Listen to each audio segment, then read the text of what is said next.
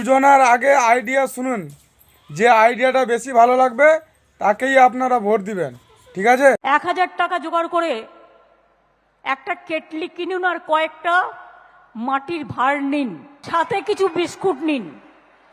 আস্তে আস্তে বাড়বে।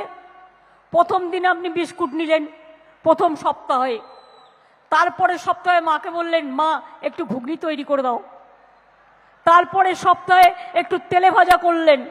একটা টুল আর একটা টেবিল নিয়ে বসলেন।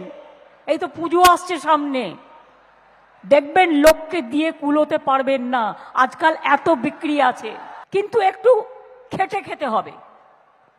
बर्तन को उल्टा करके उसमें छेद करके एक पाइप डाल दी, ठीक है। और जो गटर से गैस निकलता था वो पाइपलाइन से उसके अपने चाय के ठेले में ले लिया। अच्छा। और वो चाय बनाने के लिए उसी गैस का उपयोग कर करके चाय बनाता।